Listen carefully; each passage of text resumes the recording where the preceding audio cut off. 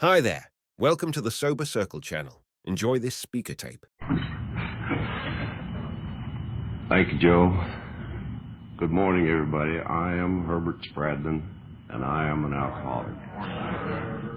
Good morning. Well, to begin with,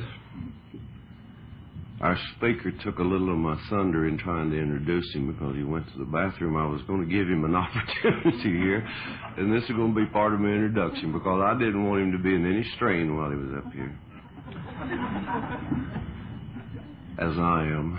And Earl, we're glad to see that you are doing something now.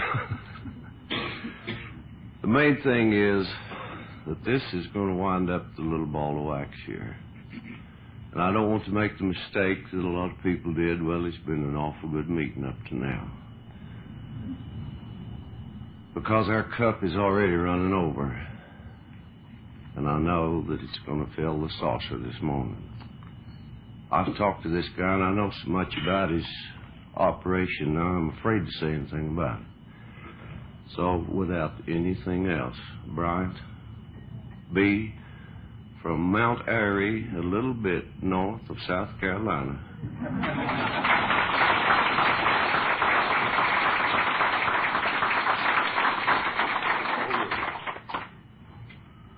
Thank you. Herb, my name is Bryant Bivens, and I'm an alcoholic. Hi. I appreciate those kind words. I can remember back a few years, and I don't ever want to forget when nobody had any kind words to say about me. And I appreciate anything nice that anybody says about me. I do have one announcement in reference to the walking on water incident last night. A little note in the paper this morning that funeral arrangements for Franklin Williams, who drowned in the pool last night, are incomplete.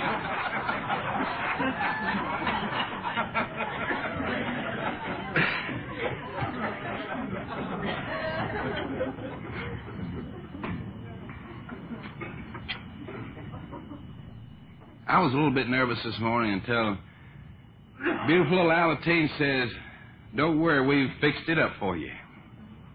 We've already talked to the man for you, and you don't have any reason to be nervous." And I appreciate that. I appreciate it very much. You know, the big book of Alcoholics Anonymous tells us that our lives will be based on inspiration, that we'll come to thrive on it. And certainly I believe this is true with all my heart, because I've been inspired this weekend in particular by Alatines who have expressed their love for me, by Al-Anons who have done the same thing, by members of Alcoholics Anonymous who have given me continued hope, by some of our old-timers who are here and have kept the door open for me when I decided that I want to stay sober. So the inspiration is here, and I've drawn from it, and I appreciate it. I want to thank Bill and the committee for having us up here. Marion has enjoyed this weekend. Everybody's had their wives to stand up, so I'll have mine to stand up, Marion.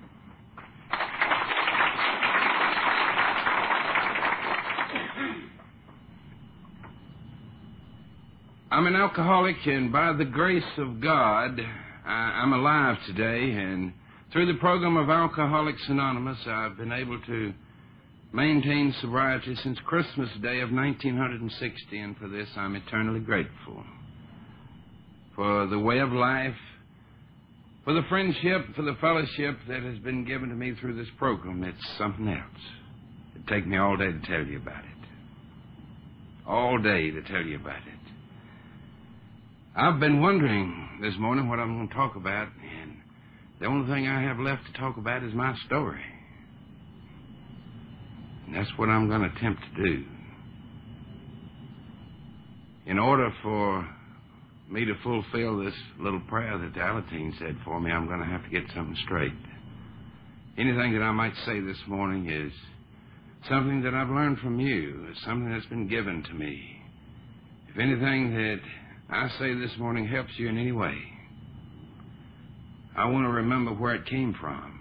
It's a gift from God and a gift from you, because when I came to this program of Alcoholics Anonymous in Christmas Day of 1960, I didn't know anything. I didn't know my name, really. I was as sick as a man could possibly be, and anything that has been given to me since that day is a gift from God, and I don't ever want to forget it. It's not of my own being, of my own making. It's from Him. I do wish one thing, that I would have been first. I might have had something to say if I'd have been first. I'm about like the old colored boy was down in Alabama that was helping a man. He was hired out as a laborer. And they were cleaning out a cavalry stable right after the war, and they were all full. And this man had a pickup truck, and he had this laborer helping him, and they'd shovel a load of manure, and he'd go through the gate, and he'd have to go through all the military procedure. Halt, who goes there? It's I, John Smith. I have one pickup truck, one darky, and one load of manure. Pass on through. So this went on from daylight until dark. They had the last load that evening, and they started going through the gate. And the man said, halt, who goes there? And about that time, he heard a rap on the back of the pickup truck, and he said, boss said, this is the last time we're going through the gate. I wonder if you'd mind introducing me first. So I wouldn't mind at all being first this morning, but I only have one story to tell, and in order for me to change that I might have to get drunk, and I don't want to get drunk, so I'm going to get on with it, and I'm going to tell it the best I can. I don't want to stay drunk long. I want to tell you more about what's happened to me in Alcoholics Anonymous and the new way of life that I've found. Now, I had no chance of being anything but an alcoholic. Franklin said last night that if we got any worse about the age, that I might be prenatal alcoholic. I don't know, but I do know one thing, that I was born into alcoholism. I was born into it. My father was an alcoholic. I have married an alcoholic, and I've known nothing but alcoholism all my life. So we'll start from there. I'm one that believes that my alcoholism didn't start with my first drink, nor did it stop with my last drink. I believe that all the underlying causes and everything that makes up an alcoholic were present in my life. My father was an alcoholic, and we suffered, you Al-Anons will probably identify with this, we suffered a great deal of anxiety. We didn't know what time he was coming home, who he was coming home with, if he was coming home at all, and what condition he'd be in when he got there. So there was a great deal of anxiety present in my life. There was a lot of fear. Fear of the unknown, fear of the known. And this fear grew. My father was a very capable man, and he made a lot of money, and he was alcoholic, and he was just as capable of spending it as he was making it, more so. So I was deprived maybe of a few things that some of the other fellows had, and I had some resentments at an early age. And these resentments grew into bitterness. This bitterness grew into hate. So all of the characteristics that we talk about and the character defects that make up the alcoholic, these were present in my life at an early age. And I had one more distinct attribute. I was the biggest liar that ever lived. I don't mean after I started drinking. I mean from this size up. You know, I started practicing my lying real early. I'll give you an example.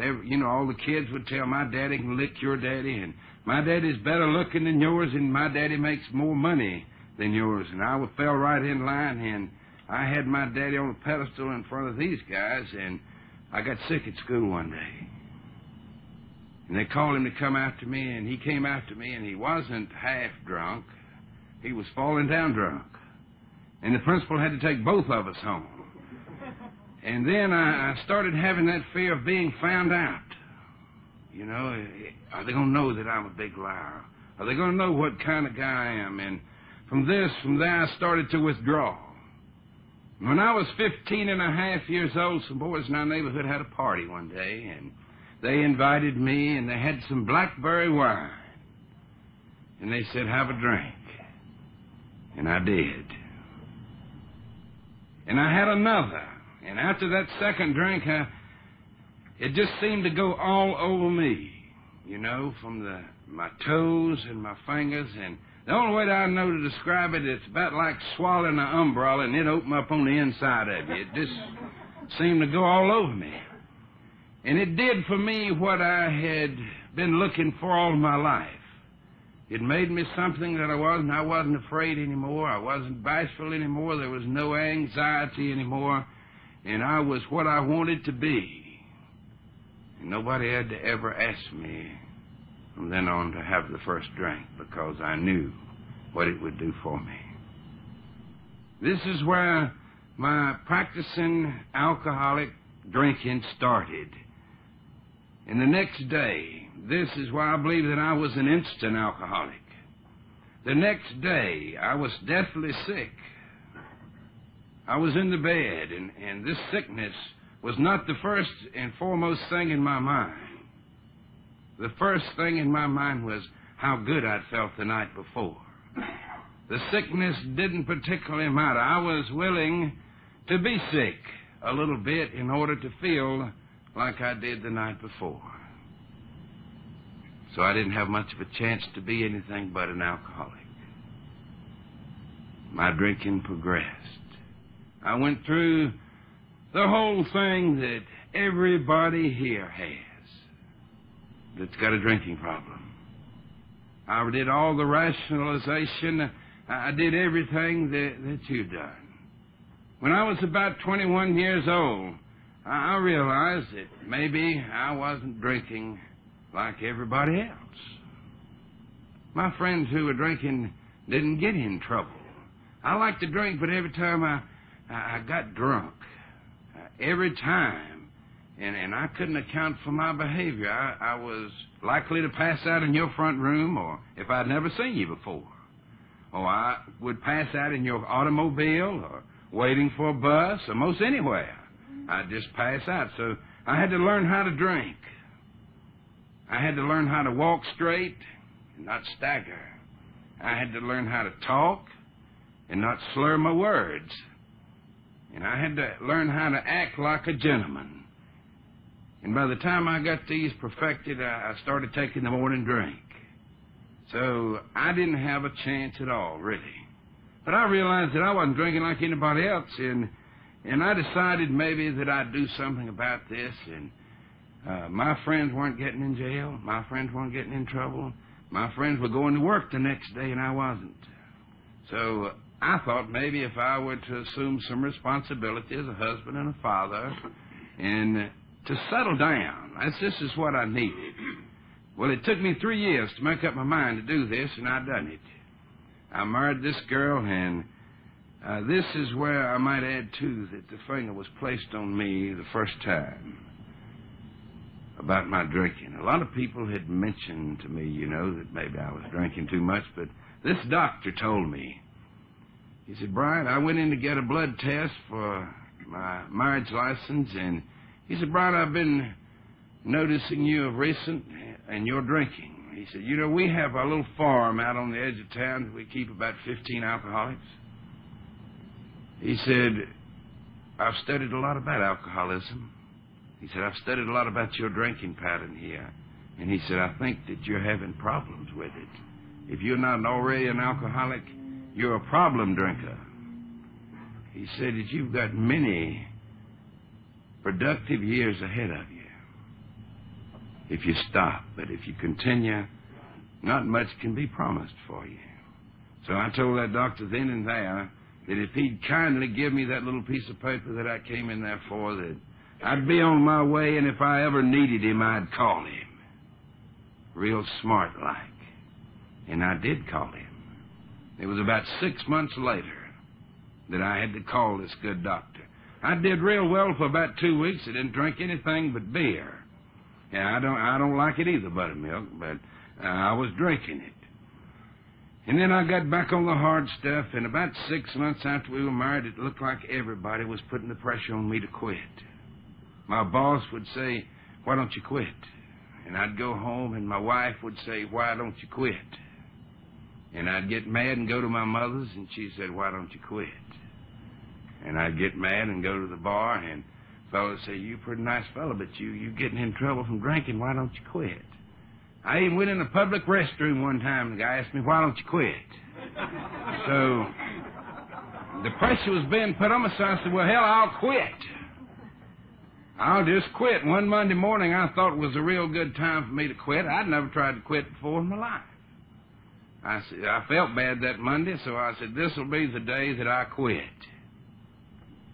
So I quit that day. I didn't have anything to drink, and that was another good reason to quit. I stayed out of work, and as the day progressed, I got real nervous, and I got real shaky, and I didn't know what to do, but I was determined that I was going to quit one time and see how it was. And when my wife got home from work that afternoon, I was really in bad shape, and I asked her to call the doctor, and she wouldn't do it.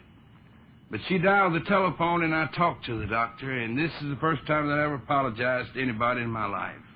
I told him that I was sorry for the way that I talked to him in his office that day, and I needed his help then. I wouldn't have apologized to him had I not needed his help, but I did. He came out that night, and he gave me a shot, and he carried me to the farm the next day. And this was the first in many, many trips to hospitals, drying out places, institutions, a whole thing. I went to all of them. Every place in North Carolina at least once, some twice, some more than that. But every time anybody would get me sober, I got drunk again. It's as simple as that. As long as I had somebody that I could depend on, I drank. And it got worse. I didn't... People told me that it would get worse. When I was out at the doctor's farm, this is the first time I'd heard of Alcoholics Anonymous. He told me, and I think he informed me pretty well then. He said, of all the men that we've had here, who we've helped get sober, the ones that are staying sober are the ones that are going to AA. And he said, I'd advise you to go. But, you know, I'd already figured out what I'd been doing wrong. I'd been mixing all that stuff. And who wouldn't be sick mixing all that stuff? So I decided just to drink vodka. One thing, and stick to it. And I tried that way, and I was back out at the farm in 2 months. And every time everything I drank made me drunk. Everybody, I used to blame the company that I kept. But everybody that I drank with, I got drunk. In every place that I drank at, I got drunk. Now, you hear a lot of people taking this geographical cure, moving around from town to town looking for some. Well, I never did get sober long enough to move.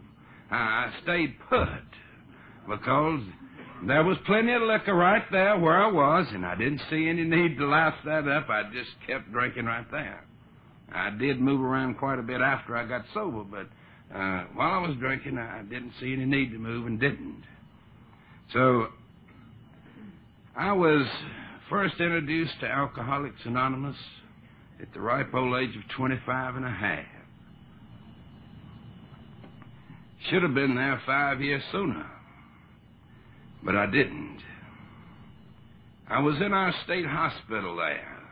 I don't know why they sent me at that particular time. I couldn't imagine why they sent me to the state hospital because, you see, I'd started substituting drugs, pills then for liquor, and I was a pill head. I'd been taking pills for 2 months, and I'd been chasing it with liquor, and I was more than likely apt to do anything. It didn't make any difference what it was. And they were worried about me, so they sent me to the Goonie Roost. And I wondered why I was there, but I wondered why they kept me in that straitjacket for a few days. They did it for their protection, not for mine. Really. But I wondered why.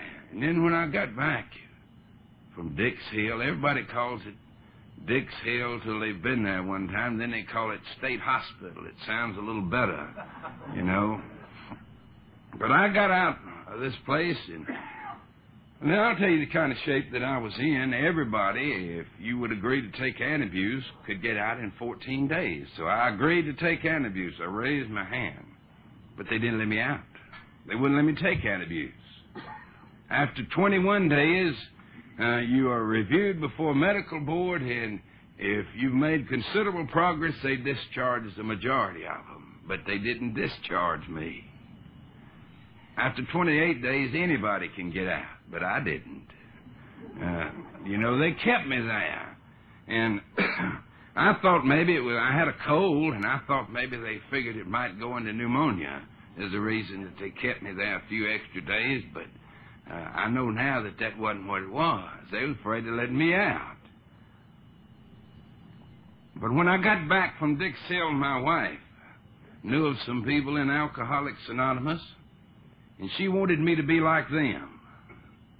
So she called them to me, and they came. And these men explained as best they could to anybody that wouldn't listen how Alcoholics Anonymous works. And they carried me to 4 or 5 AA meetings. And I went, to see. I thought maybe I'd learn how to drink and not be as sick as I'd been. This is what my real purpose was for going. But the first meeting that I went to, they were talking about sobriety. And I sort of made a little face, and then they were talking, some of them talking about staying sober from now on.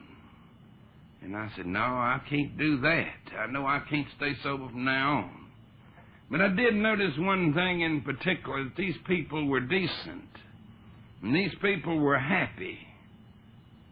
And these people wanted me to be happy. I wanted to be happy my way. Nobody could tell me anything. I wanted to be happy my own way. So everything they said went in one ear and out the other. And I didn't learn anything. That is not an open mind when it goes in one ear and out the other. That's stupidity. But I didn't learn anything from Alcoholics Anonymous. They tell me you get what you go for.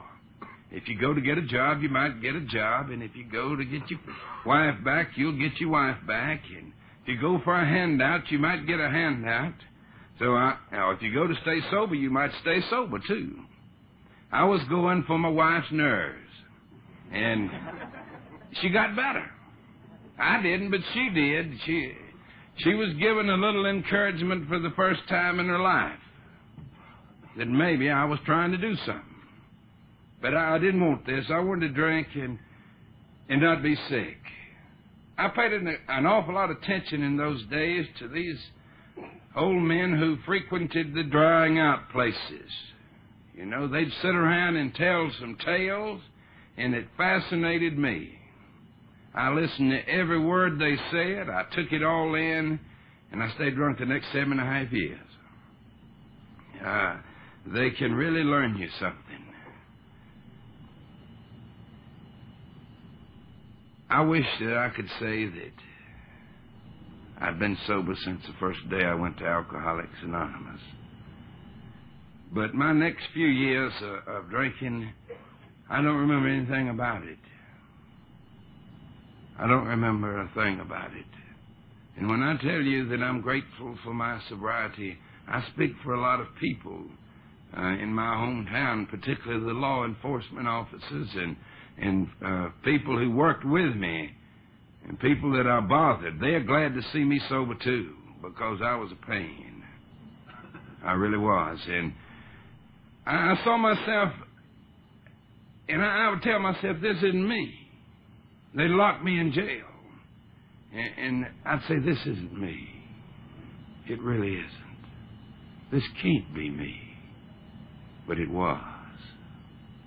I saw a piece in the paper yesterday that an unidentified man was arrested and for assault on an officer and in public drunkenness, and as of yet they didn't know his name.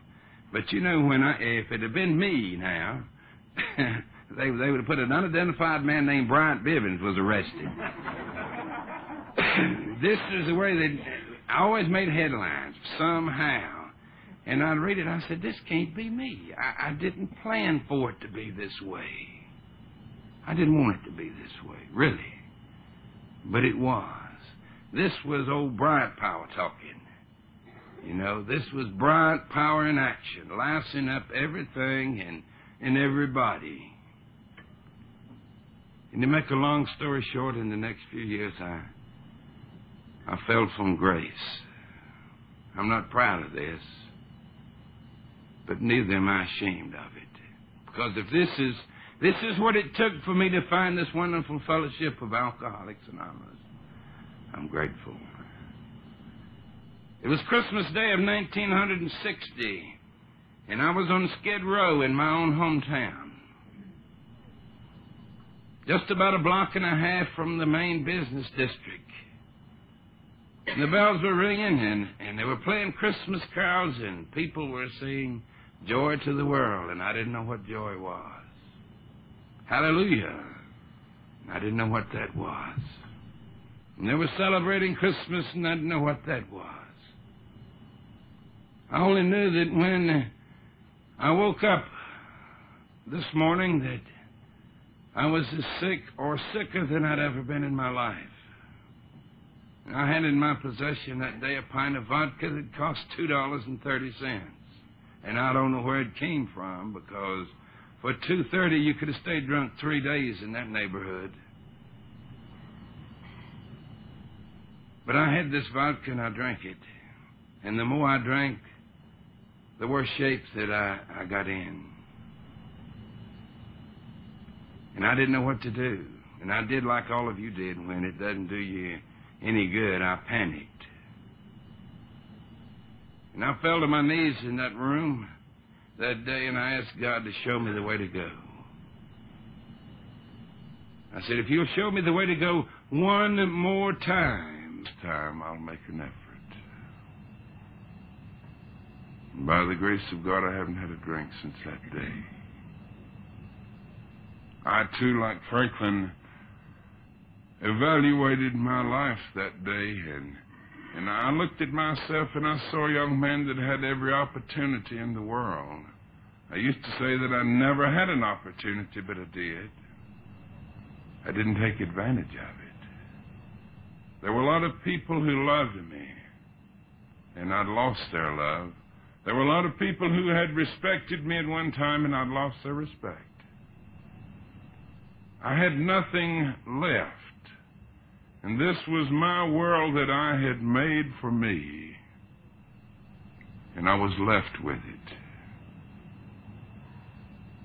I looked at me and I saw a man that had been locked up on numerous occasions, and I'd never been locked up sober in my life. I'd written a lot of bad checks, but I'd never written a bad check sober. I'd hurt a lot of people, but I never hurt anybody sober. And I realized that day that my problem was alcohol, and that I had to do something about it. And I would do something about it. And I called a place that's called Damascus Home. Remember that. It was a free ride, and that's all I could afford. And this man gave me an opportunity. And this was a non-medical facility. I'd been used to the drying out places and, that give you a little formaldehyde or a drink every 4 hours or some pills. And they had made withdrawal from alcohol easy. And I never had appreciated sobriety. But this was a cold turkey treatment. And I shook. And I shook. And I shook. And it was 2 weeks before I got my head on straight. so I could even think. 4 days before I could fill out an application, I couldn't remember my people's name. This is the shape that I was in. And from this point on, I'll try to tell you how that I have, through the help of God and through people like you, recovered from a seemingly hopeless state of body and mind. After I'd been at Damascus for 3 weeks, some people called, and I'm not going to tell you all these little small towns that I moved to, because I moved around quite a bit, and it's confusing. So we'll pretend that I stayed in one big town. But some people called who were starting a new group. And they said, if any of the boys want to go to AA meetings, we'll pick them up and bring them back. And I was the first one to volunteer. And I went to Alcoholics Anonymous looking for something. And I found it the very first meeting I went to. I didn't find the whole thing. I didn't find sobriety, peace of mind, but I found a foundation. I found a beginning. I found a start. And it was in the form of hope. Everything has to start from somewhere. And my sobriety started first out of despair. And I've maintained it, and the maintenance footings of it was through hope. These people gave me hope the first meeting that I went to. I heard them describing how they'd felt after 2 and 3 and 4 months of sobriety, how they could wake up in the middle of the night full of anxiety and fear and perspiring. And I said, I've been like that. And I listened. And they told me that eventually it grew better, that it got better. And I continued to listen. And these people described my condition perfectly to me. And I knew that I was at home. You see, I'd been in a black world for a long, long time. And there wasn't any light in this world. And over in the corner, it looked like just a small crack, and every time I'd head for the light, it would be over in the other direction. But now I came face to face with this light, and it was in the form of hope. And I left that meeting that night, and I can't tell you the feeling that I had. I felt that I was going on a journey. I felt that things were going to be better. I knew in my mind that everything was going to be all right. I knew that. And as I started out, a little lady stopped me. She's a little angel, is what she was. Now, I might cry a little bit up here, but that's my privilege. If I want to cry some, I'll cry. Now, I cried when I was drunk, too, and I cry when I'm sober. And I'm not ashamed of it. But she stopped me that night and said, we're glad to have you. And, you know, this was a real switch for me.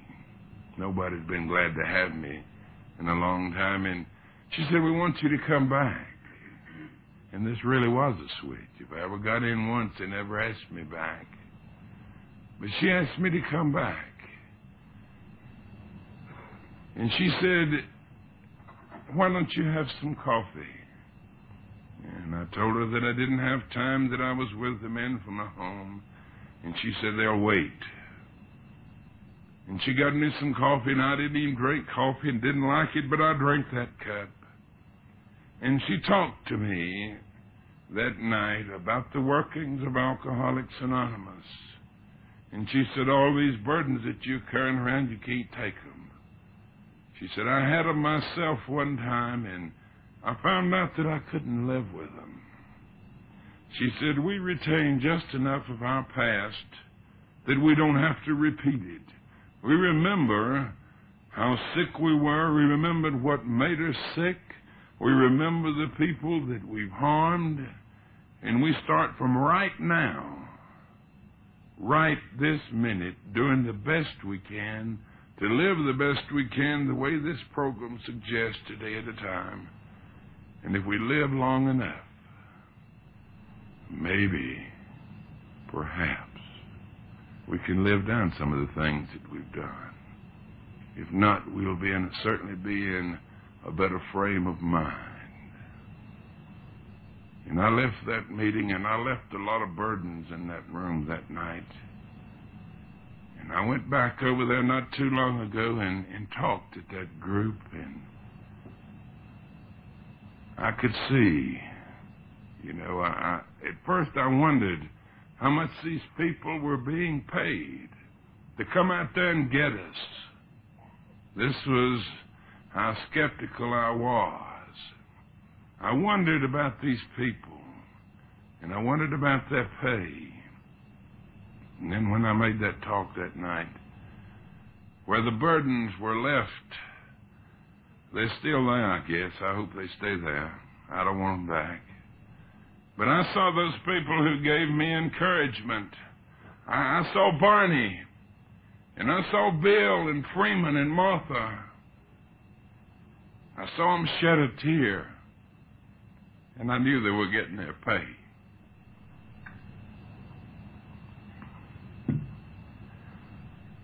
I was sicker than most people, and I was given a job in a little town not too far from there, and it's where I met my sponsor. It's where I met a lot of wonderful people. When I was discharged from Damascus home, I went there, and I told them that I was an alcoholic, and that I had a job,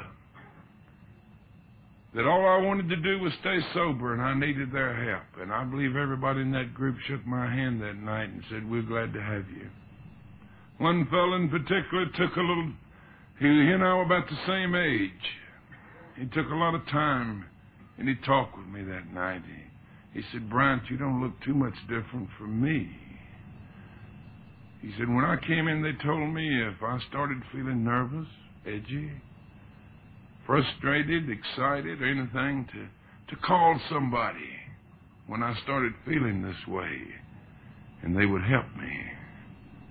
And if you do the same thing that I did, you're going to get this way. You're going to get all excited one night, you're going to get frustrated, you're going to get upset, and you're going to feel like maybe a beer or drink will help you." He said, "It won't. But if you call me, I can help you before you take the drink." I met a lot of people that night. I was given a lot of advice that night. I was told to go to as many meetings as I could that night, and I left feeling better about this group of people. And not long after that, I was a little upset one night, and I called Mac, and Mac said, "I'll be over there in 10 minutes. He came over, and we drank coffee that night, and when he left, I felt better. I didn't drink that night, just like he said. About 2 months after that, I felt the same way, and I called Mac, and he said, "I feel just about the same way you do tonight. We'll call somebody else." And all three of us stayed sober that night because we made the telephone call, and it worked. They didn't tell me anything to do. They just discussed things in general, and Bryant stayed sober that night. They told me to go to meetings, and to meetings I went. And like I said, I didn't have my head on exactly straight. I didn't have I wasn't dealing out of a full deck, I don't believe, that to start with, because I do some real weird things. And the group started worrying about me. I didn't have a sponsor. And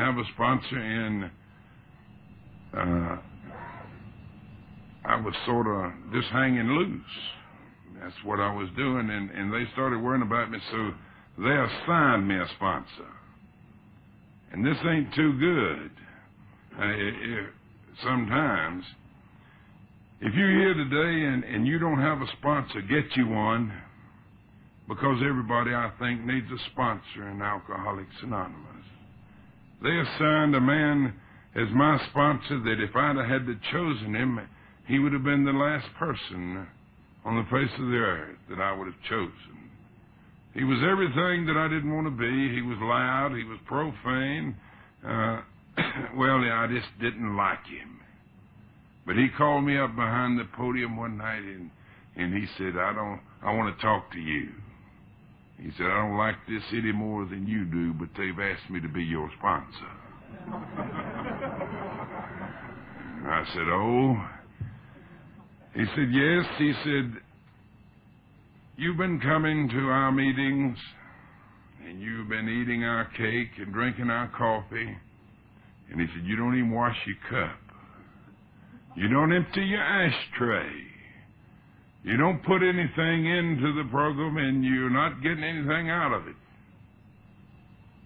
And he said, the only thing that I know of that you're doing all right now is this. And he turned around and pointed to one of the slogans that says, easy does it. He said, you're doing right well with that one.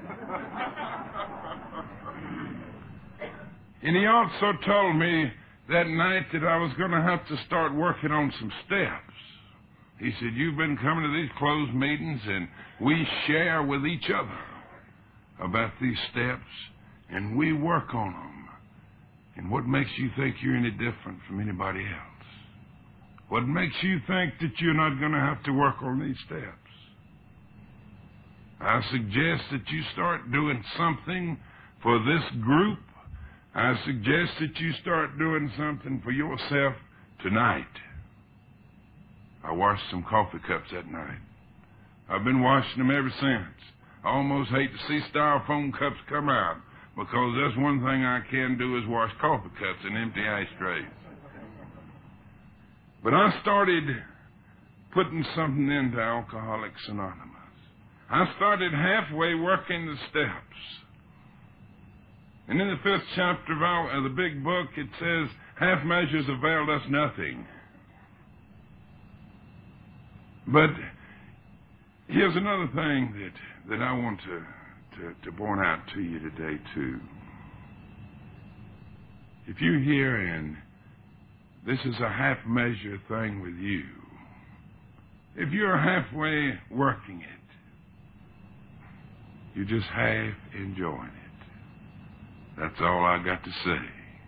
You're just half enjoying the program of Alcoholics Anonymous. Because it takes a complete and total surrender to this program of Alcoholics Anonymous to have the happiness and the joy that I know today. I've tried it both ways.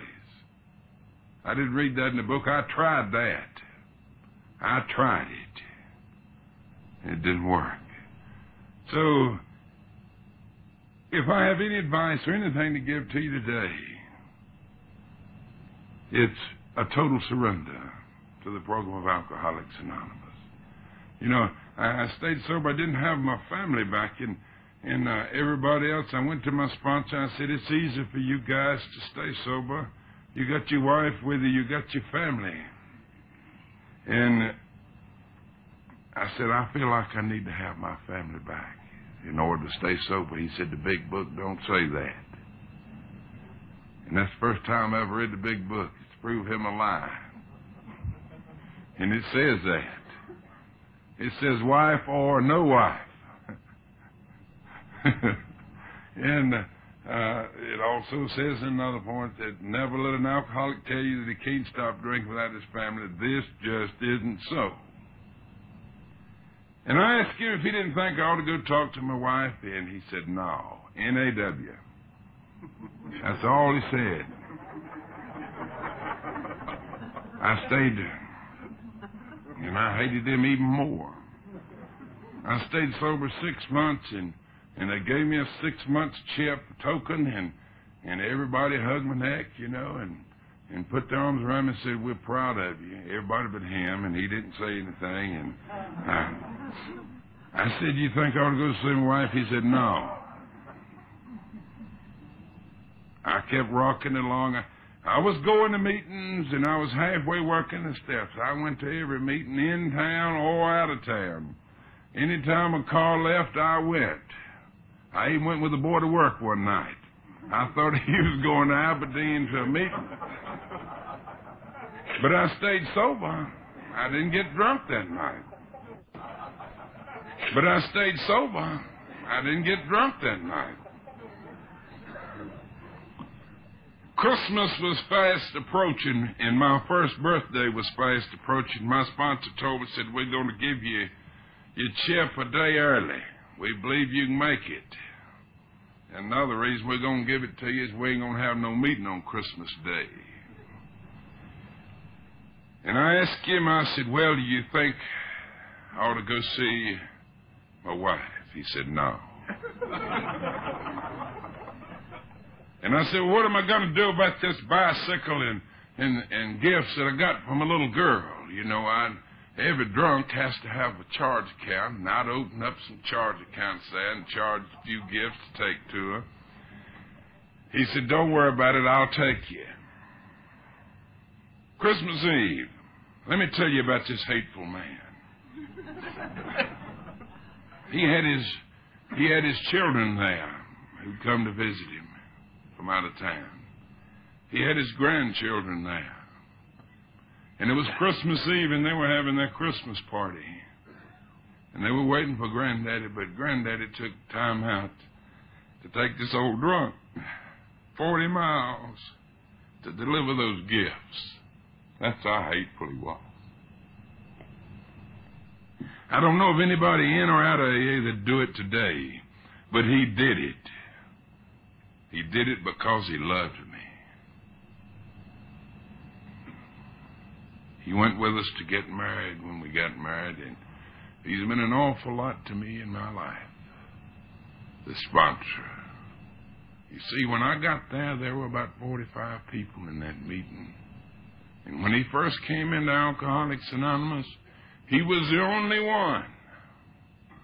Many is the time that he'd gone down and made a fire in the clubroom and sit there and made a pot of coffee and sit there and read the big book for an hour and nobody showed up. But he didn't give up because he knew that there were some drunks who needed sobriety, who needed AA, and he kept the doors open for them. And when I got there, a few years later, there were 45 of us there, possibly as a result of his patience. So I don't have anything to say against him today. The only thing I can say is I love him. And he's been an awful lot to me. An awful lot. I'd been sober 18 months, and I asked him if I could go see my wife, and he said yes. And I went to see my wife, and I told her that I'd been sober for 18 months. She said, I know it. I haven't seen your name in the paper. I told her that I was a member of Alcoholics Anonymous, and she said, I heard that it's a wonderful organization. And I told her that I had an awful lot of friends in AA. And she said, that's good. You needed some. You didn't have any when you left here. And I could tell by this time that things weren't going too well as far as any reconciliation is concerned. And she finally told me that if I stayed sober the rest of my life, and she hoped I did, that we weren't going to live together anymore. So I called my sponsor. He told me to call him, the minute I left the house. And he said, come on back. And I went back, and I used to say that I accepted it right away, but I didn't. I eventually accepted it, but I didn't accept it right away. I moved to another group. My job and everything, I had a change in jobs, a better job, and I moved to another group that didn't know me. And immediately I became an authority on Alcoholics Anonymous. All the 12-step work that was done in this group, I did it. old-timer, sober 15 years, the phone would ring. I joined the club room that stayed open all the time. The old-timers would be sitting there, and the phone would ring, and they said, it's a 12-step call, and they want to speak to you. Now, this did me an awful lot of good. You know, somebody had been sober 15 years, and here I was, only been sober a few months, and they were calling for me. I said, well, I've got to go take that message. They didn't call it the message in the group then. They call it the mess. He's carrying the mess, they said. But I found out later why I was getting these calls, that these men that called me had been calling that group for 15 years. At least once a month. For 15 years, they didn't want to stay sober, but they were letting me practice on them. They let me practice for a long time, and I spun my wheels for a long time, but I stayed sober. And one day I was chairman of the group, and I looked around, and I didn't see any of these multitudes that I'd been treating. I'd been spending all days and nights with them and getting jobs for them and getting them back with their families, and I didn't see any of them at the meeting. And I told one of the old timers, I said, look, they're the most ungrateful people in the world. Look at what I've done for them, and they don't even appreciate it enough to come to the meeting. And he handed me the big book of Alcoholics Anonymous. And he said, I've got news for you, buddy. He said, if you want to stay sober and you want to help somebody else, you better read this book and you better apply it in your life. Don't you going to get drunk and you won't even be able to help yourself. He told me, he said, I want you to start on page 1. He said, no, start on the flyleaf. You might find something there. And I started, and I'm glad I didn't start on page 1 because I read Dr. Silkworth's letter there. Here was a man that was laying his career, his medical reputation on the line. And he had high regard for this fellowship of Alcoholics Anonymous, and his last sentence in his letter said, you may rely on anything these people tell you about themselves. And I started thinking about this wonderful man, this great man that had helped so many people, that said that they could rely on anything that I said about myself. And I'd been lying from podiums like this, you know. I'd been making Bryant look a little better. And I'd go down as far as I could, and then I thought everybody was supposed to outlie the other, you know. But his statement says that anybody could rely on what I told them. And I knew that this was the beginning of honesty in my life. Not admitting that I was powerless over alcohol, that was a necessity. That was a necessity. I did that to keep breathing in and out. But when I started being honest about myself, to bearing the facts about myself, the kind of fellow that I was, then and then only did I have relief and peace. I read this book of Alcoholics Anonymous, and I read about the disease of alcoholism and what was wrong with me. The only way I know to describe it is it'd been just like I was going to school. You know, I went to school and I enjoyed playing with the boys and girls, and I enjoyed recess and lunch and stuff like that. But I didn't learn anything until I got books. They gave me books, textbooks, and I started studying, and I learned something. And the big book is the basic textbook of Alcoholics Anonymous.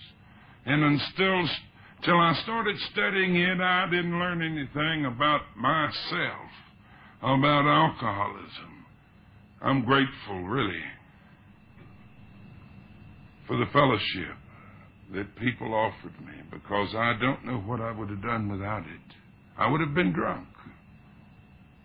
But the fellowship and the people were not sufficient for total recovery within me.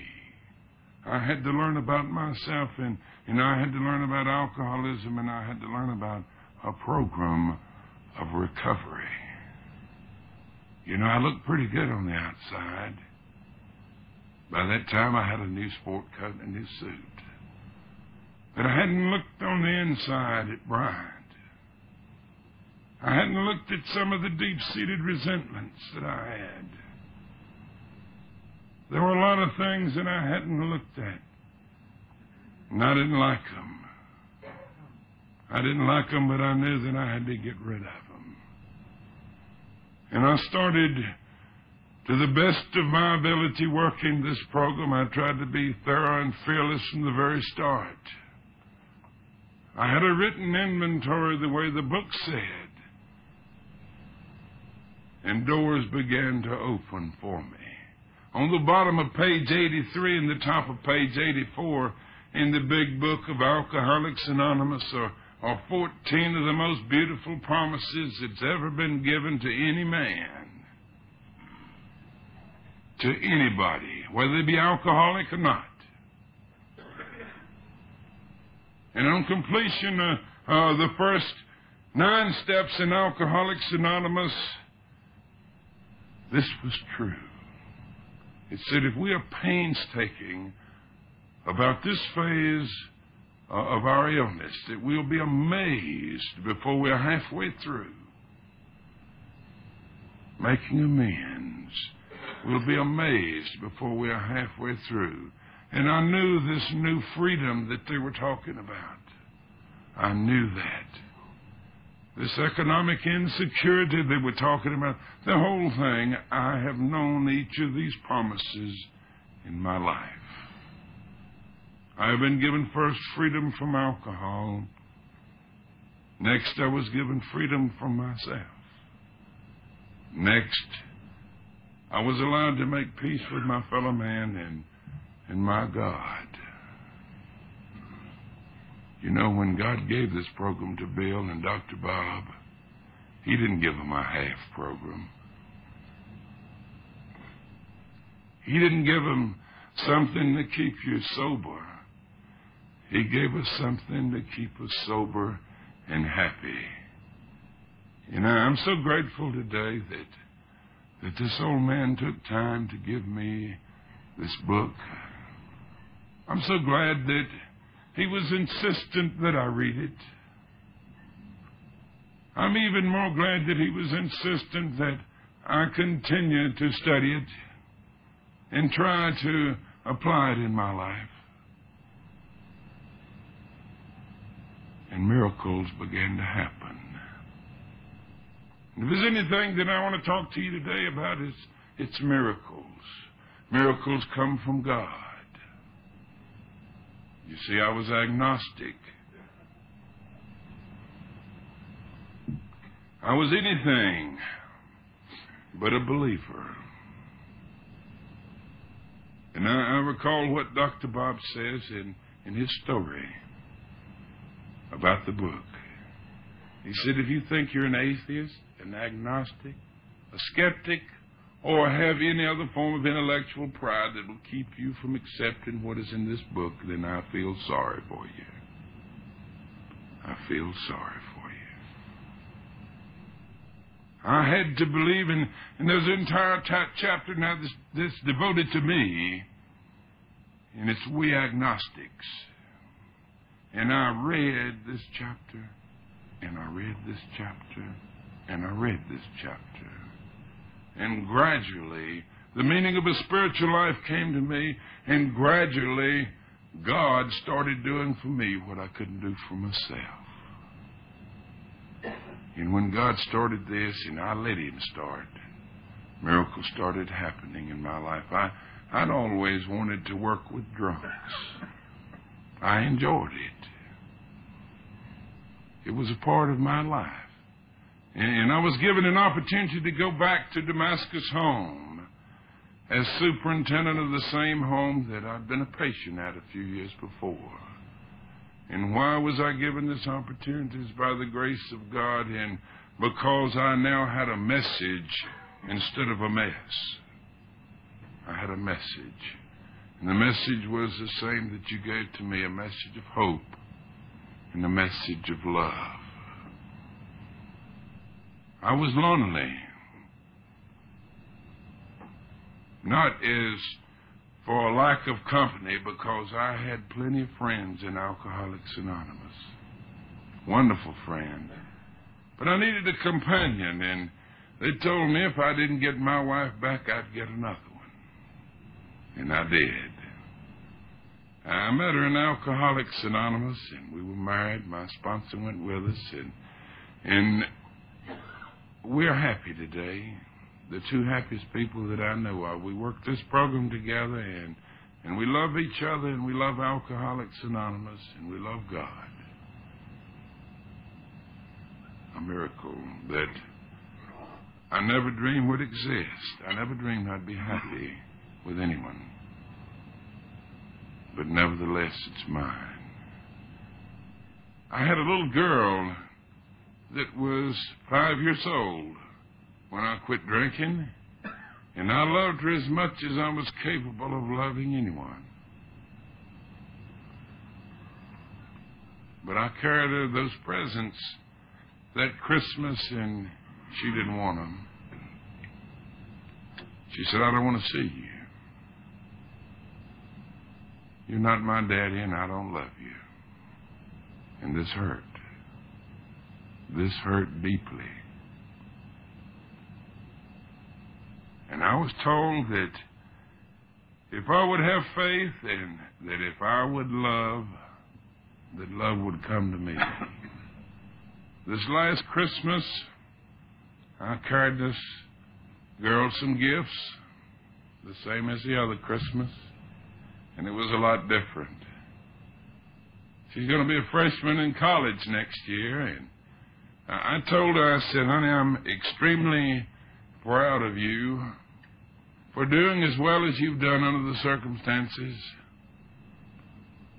Because of the type of father I was, you've been a success, and I want to congratulate you and tell you how proud I am of you. And she said, Daddy, I don't want you to sell yourself short. If I had to be like anybody in the world, if I had to choose to be like anybody in the world today, I'd want to be like you. And, you know, money don't buy things like that.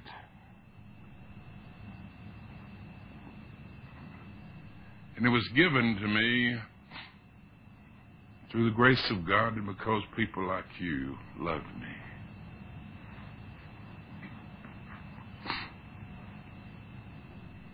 There's so many things, so many miracles that have happened in my life.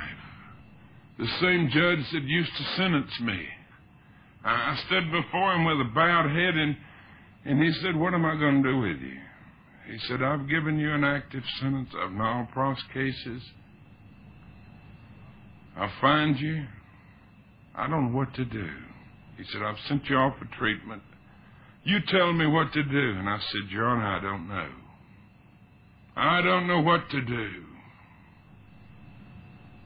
But I've had the privilege of seeing this same judge call me back into his court. And have a group of men there who were in the same state of body and mind that I was a few years before. And he said, this is a man that's found a new life. And if you want to be released in his custody, if you want to stay sober, I'll release you in his custody. The same judge that used to sentence me. A miracle, yes. Yes. I was in a conference in Durham a few years ago, and I met a psychiatrist there that used to try to shrink me a little bit. And he was a boy that I'd gone to school with. And he ran me out of his office one day. He said, I've never seen as big a liar as you are in my life. Just leave. And I saw him at a conference there, and he said, "You look good." I said, "Thank you." He said, "You're sober." I said, "Yes, I hope so." He said, "How long have you been sober?" And I told him how long I'd been sober, and he had to sit down. He said, "What type of work are you doing?" And I told him that, and this amazed him, too. To make a long story short, he was waiting for the limousine to take him out to the airport, and he missed it. We were talking about the miracle that's come about in my life, and he was happy for me. And you know, I used to, from a podium like this, I used to speak down on psychiatrists that they didn't understand. They didn't understand. But after I was honest with this man, he understood. And he had nothing but praise for the program of Alcoholics Anonymous and people like you. So he does understand, and this is another miracle. I never will forget, I was fired from a job one time, and this man said, "I might talk to you about working for me again, but I want you to go by my preacher's house, and I want you to pray with him." And I went by there, and this preacher asked me if I wanted to pray with him, and I said yes. And we got down on our knees, and we prayed, and we got up, and I had a pint of wine in my pocket, and it was sticking out like that between the split in my coat, and he said, "I have never in my life seen a man like you. Never have I seen a man like you." I spoke at his church a few years ago, and he introduced me as a miracle from God and told everybody that he loved me. So miracles happen, friends. Miracles happen if we let them. So you see a man that's tried both ways. I've tried it without Alcoholics Anonymous. I've tried it with it. I've tried with Alcoholics Anonymous, not working the steps, not working it to the best of my ability, and I've tried it working it to the best of my ability. And I've seen the results. And I'm here today to bear witness and testimony that if we're painstaking about this part of our life, if we're willing to trust God and to clean house, we'll be amazed before we're halfway through. Amazed. So I can sum it all up by saying it's a miracle that's happened to me. It's a miracle that I'm alive today. It's a miracle that I'm as happy as I am today. This is a miracle that I have as many friends as I do today. And you know, for a fellow that didn't believe in God, it really is something. I can't close without telling you about God as I understand Him. You see, when I first came into Alcoholics Anonymous, I was sick, and you people were happy. And I wanted to be like you. I wanted to be able to laugh with a real laugh instead of a fake, phony laugh. I wanted to do that worse than anything in the world. And I followed in your footsteps. And I tried to do the things that you suggested that I do to make me happy. I tried to find out what you had. And when I finally found out what you had, I had it myself. When I was able to laugh, when I was able to tell you that I loved you, I knew what you had. You had the love of God in your heart. And it was given to me, the knowing, the understanding, the realization was given to me through people like you. They took me by the hand and said, I love you. Just a few at the time. And then I was able to understand. I was able to believe. And now I'm able to trust that God can and will continue to help me if I would let Him. So every day of my life, I wake up and I said, a few years ago you were sick. And you don't want to be like that again, do you? No. Well, all it takes is a drink. You have a choice today. God's given you a choice to stay drunk or sober. And I make my decision to stay sober that day. I don't ask God to keep me sober anymore. This is my job, keeping sober. I ask God to give me the power to carry His will out in His life, in my life each day. And so far, He's given it to me. He's given me so much, and I've given so little. But that's what the grace of God is all about. It's an undeserved reward.